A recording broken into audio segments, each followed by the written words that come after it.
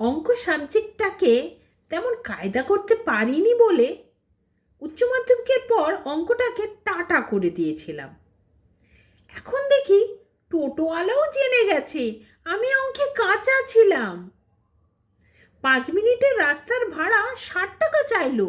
আমি বললাম, সে কি, আমি তো একা, 30 টাকা নিন। তখন টোটোওয়ালা বলল, ধরে নিন, সামনে দুজন বসে আছে। আমি সারা রাস্তা ধরলাম, সামনে বসে আছে XY, তবুও অঙ্ক মেলাতে পারলাম না।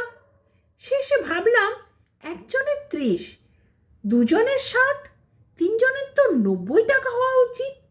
তার মানে আমি 60 টাকা দিয়ে 30 টাকা বাঁচালাম, তাই তো?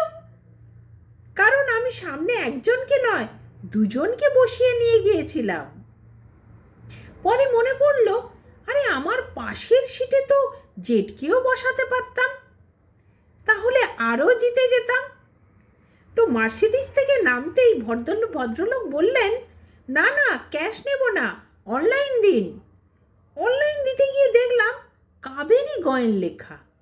উনি বললেন, হ্যাঁ, আমার বউয়ের অ্যাকাউন্ট, ফালতু খরচ যাতে না করি তাই সব ওর অনলাইনেই দিতে হয়, ক্যাশ নিলে ওর হিসেব করতে অসুবিধা হয় বলেছে।